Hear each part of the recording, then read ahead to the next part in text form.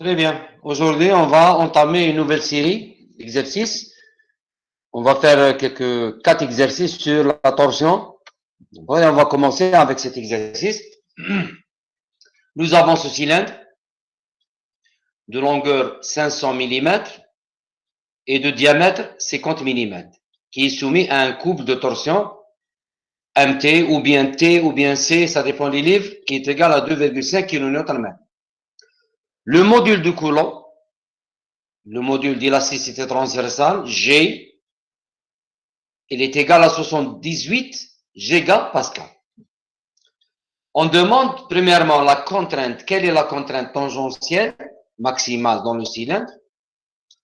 Ensuite, quelle est la distorsion, c'est-à-dire la déformation qui correspond, c'est-à-dire quelle est la distorsion maximale, gamma.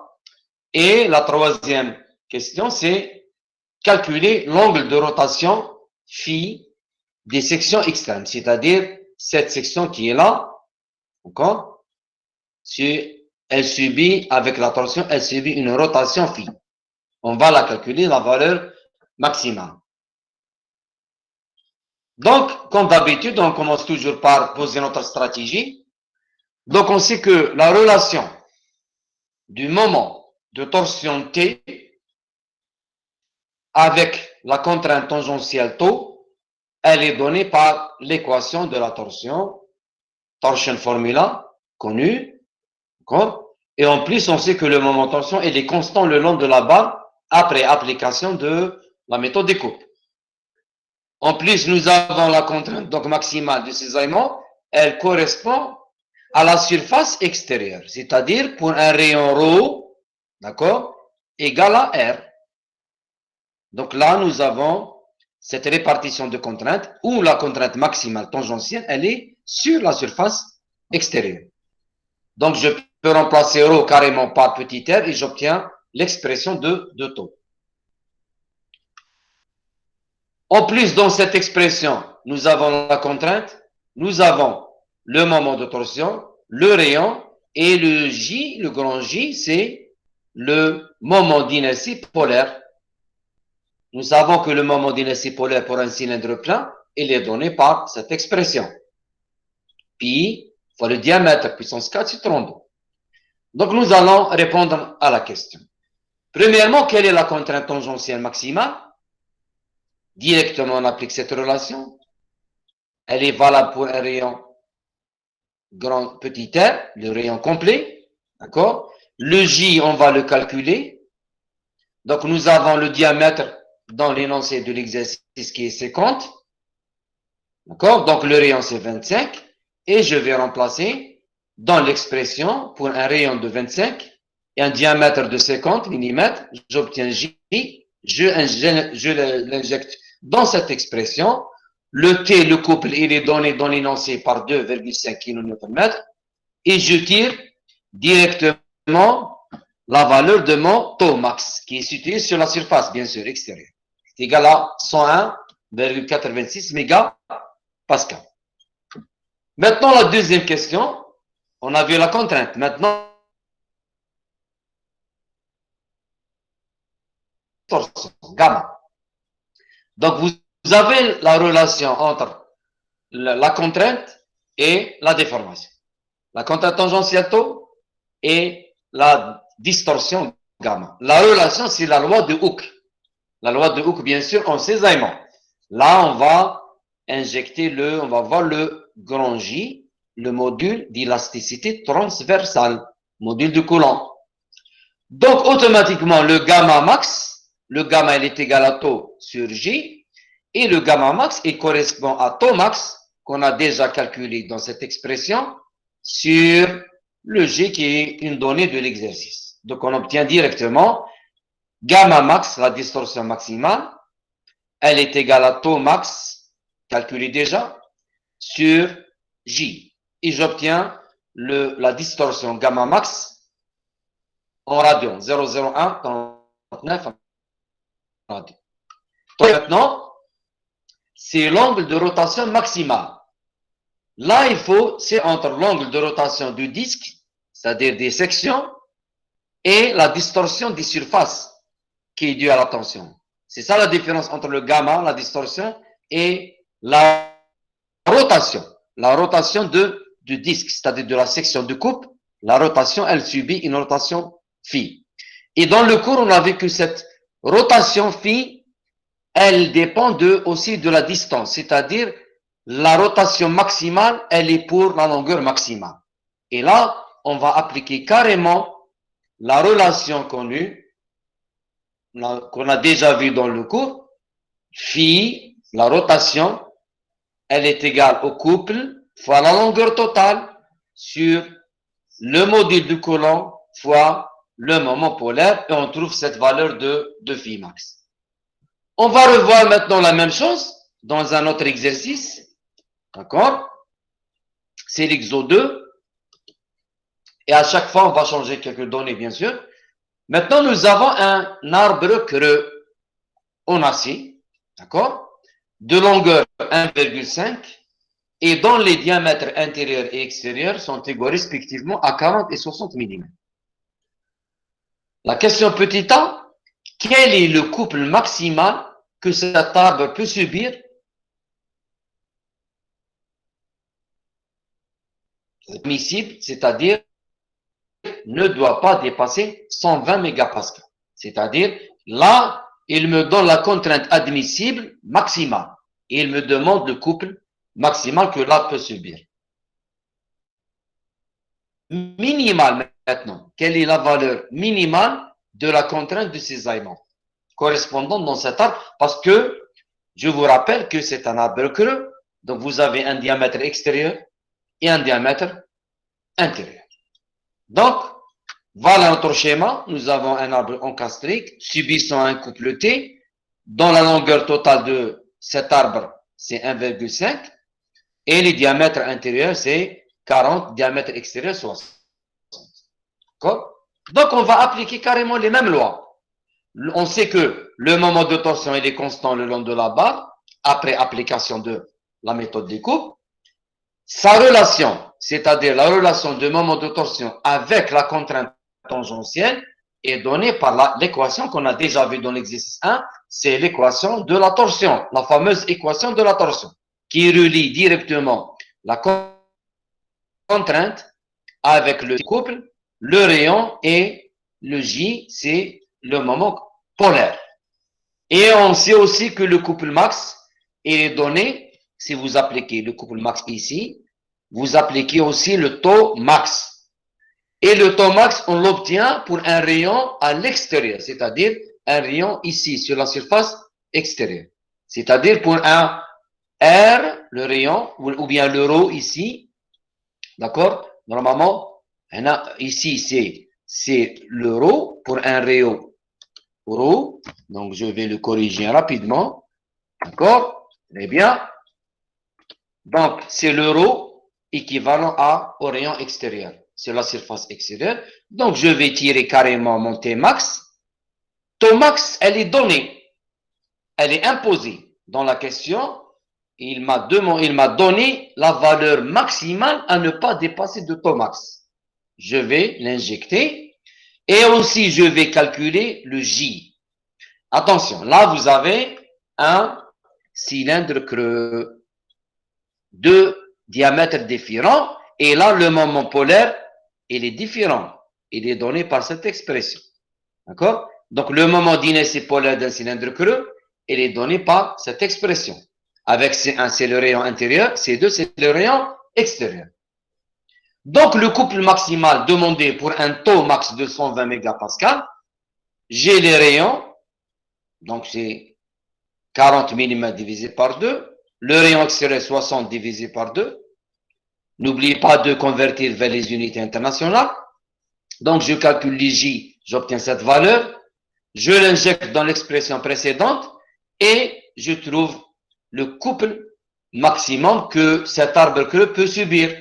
Il est égal au temps maximum, le rayon maximum, et J, qui a été calculé par cette expression et que me donne cette valeur. Donc, je trouve directement la valeur de mon couple T max. Là, vous remarquez bien, dans la majorité des problèmes de torsion, on a uniquement une équation. C'est cette équation qui est là. Et bien sûr, le J, il est connu. Le J, on peut le calculer facilement. C'est le moment d'inertie polaire. D'accord? Maintenant, la valeur minimale. Là, on a utilisé la valeur taux max et on a dit que taux max, il est à la surface, il répond un rayon de C2. Voilà le taux max, la contrainte tangentielle maximum. Où est-ce que se trouve la valeur minimale maintenant de la contrainte? Elle se trouve là pour un rayon de C1. C'est-à-dire, elle se trouve sur la surface intérieure. Et n'oubliez pas que vous avez aussi une variation linéaire, c'est clair, d'après l'équation. Pour trouver la valeur minimale, sachant la valeur maximale, on a cette relation directement. On a taux minimal en fonction de T max. Le rapport des deux, c'est le rapport des rayons. Je tire directement taux min. Taux max, je l'ai déjà calculé dans cette partie ici. Elle est imposée. Elle est imposée dans l'énoncé de l'exercice. C'est 120 mégas. Et je trouve la valeur de taux min égale 80 mégapascal. Très bien. On peut voir aussi un autre exercice, c'est l'exo 3.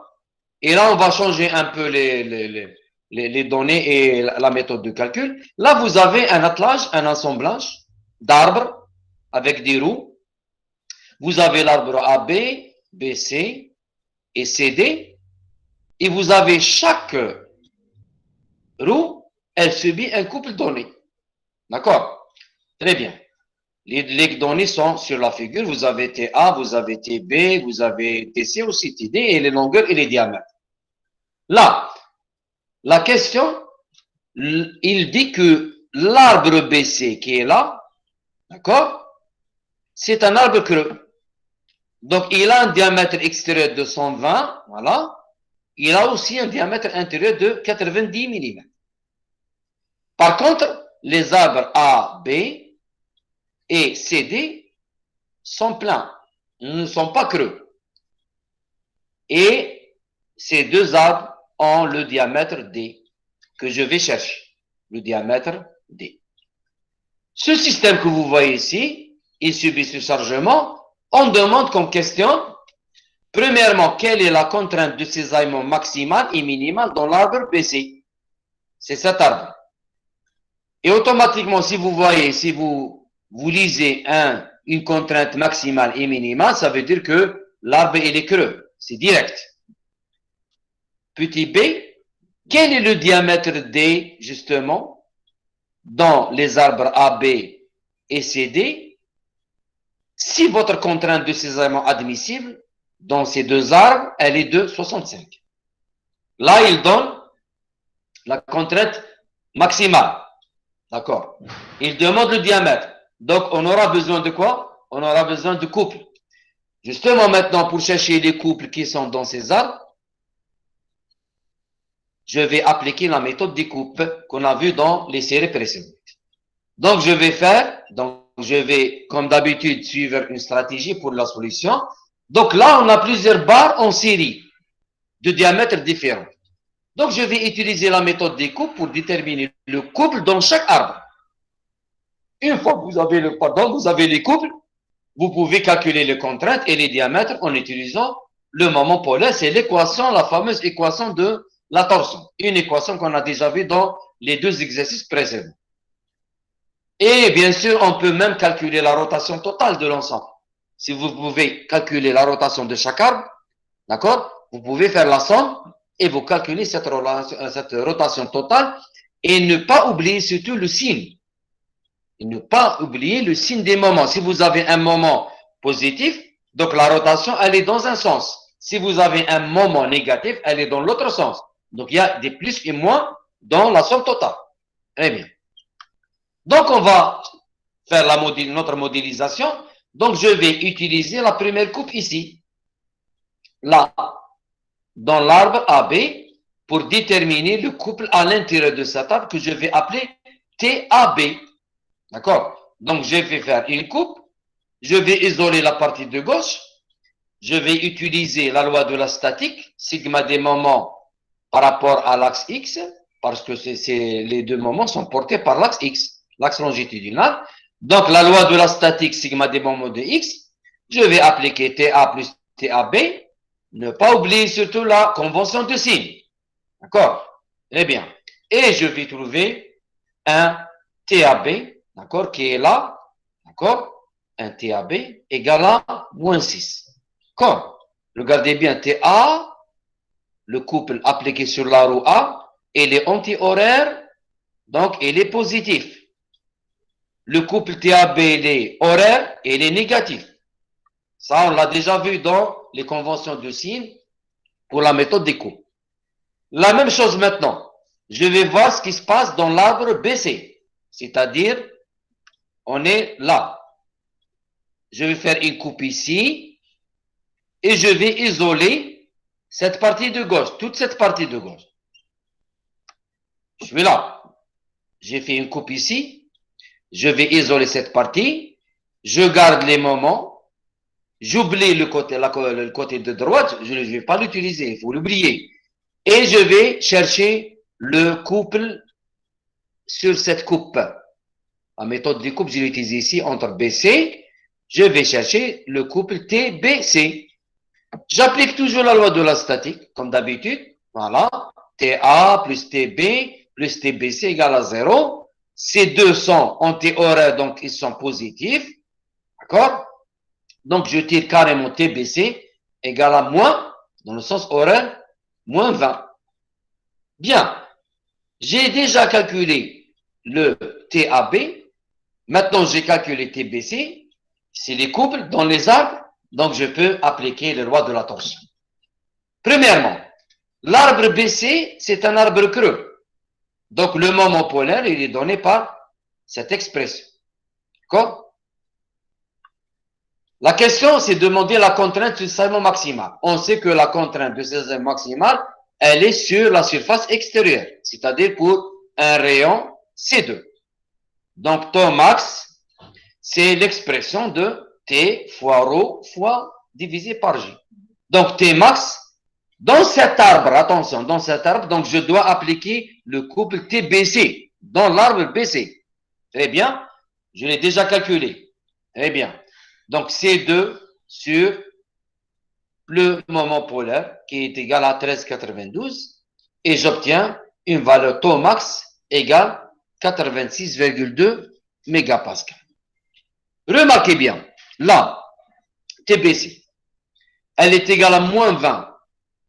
D'accord? Mais dans le calcul de la contrainte, je n'ai pas remplacé par le moins.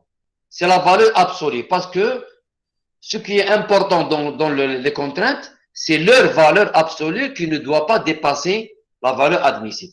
Mais si on cherche la rotation, la déformation, là, je dois tenir compte du signe, du sens. Parce qu'il y a une rotation dans ce sens et une rotation dans l'autre sens. C'est la même chose qu'on a vu dans l'attraction, d'accord? Il y a un allongement positif, il y a un rétrécissement. Donc, il faut tenir compte des deux, d'accord? Donc, j'ai trouvé ton max sur la surface extérieure. Le taux min, il est sur la surface inférieure, ici. Intérieure, pardon, pour le rayon de 45. Donc, j'utilise la même relation entre taux min et taux max. Le rapport des deux, c'est le rapport des rayons. J'obtiens directement taux min, je l'ai déjà. Taux max, pardon, c'est 68. Les rayons, ils sont là. Les rayons, ils sont là. Et je tire carrément la contrainte minimale dans cet arbre BC et qui correspond à la surface intérieure de rayon 45 mm. La deuxième question, elle concerne les deux autres arbres, AB et CD. C'est-à-dire, je vous rappelle le schéma. D'accord? Vous avez l'arbre AB, vous avez l'arbre CD qui ont le même diamètre. D'accord? Ils ont le même diamètre. Très bien. Donc, je vais chercher justement ce D. Parce que j'ai déjà la valeur de couple ici, TAB. D'accord? Donc, je vais tirer directement D à partir de ce TAB. C'est bien? Voilà. Donc, nous avons toujours la même relation. D'accord? Où est-ce qu'on trouve en général le diamètre? Le diamètre ou bien le rayon? Le rayon, le diamètre, on peut le calculer à partir de rayon. C'est clair, c'est 2 fois le rayon. Et le rayon, où est-ce qu'on le trouve? On le trouve dans la relation, voilà le rayon, entre le couple et le taux. Taux, elle est déjà imposée. Elle est égale à 65 mégapascales. Et le T, on l'a calculé, attention, on l'a calculé dans la méthode d'ICO, dans AB, d'accord? C'est 6. Je remplace J par son expression en fonction de rayon.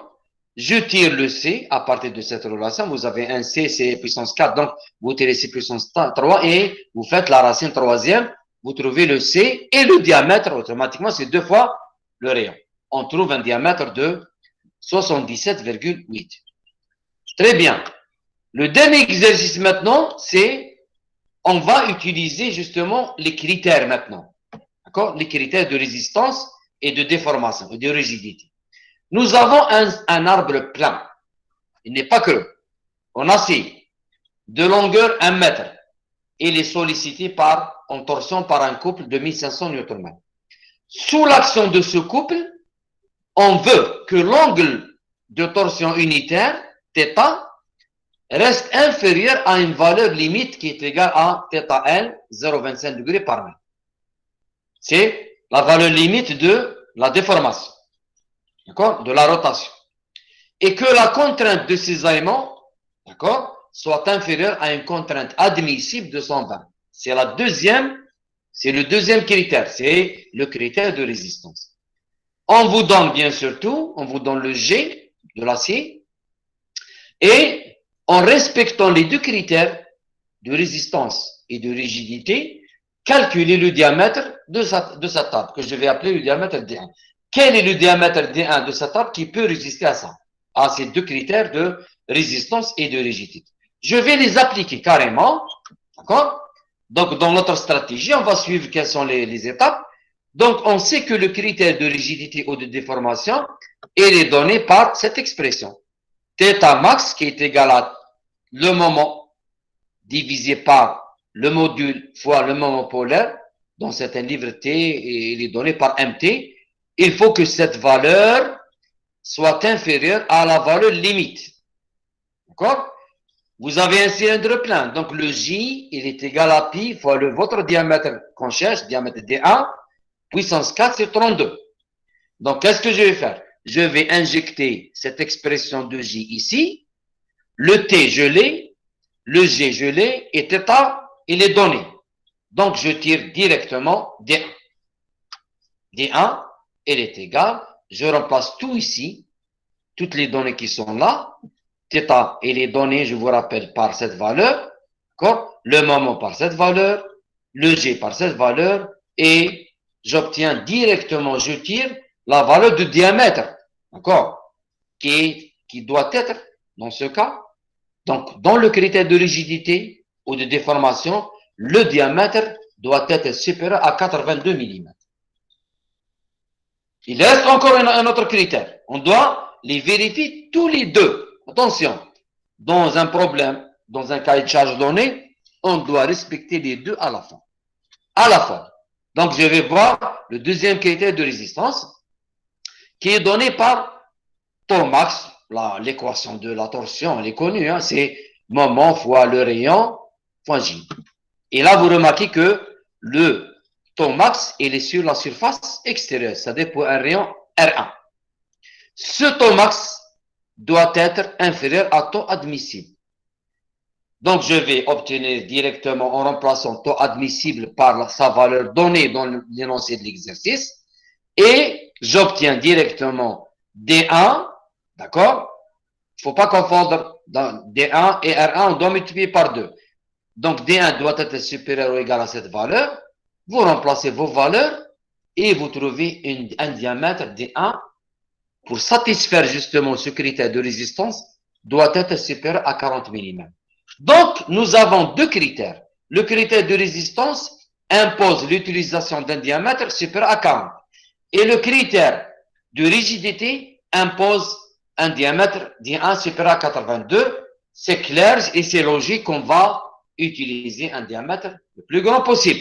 Pour être sûr, c'est 82 mm de diamètre. Donc, pour satisfaire votre cahier de charge, c'est-à-dire les deux critères à la fois, l'arbre doit au moins avoir 82 mm, c'est-à-dire D1 doit être supérieur ou égal à 82 mm de diamètre.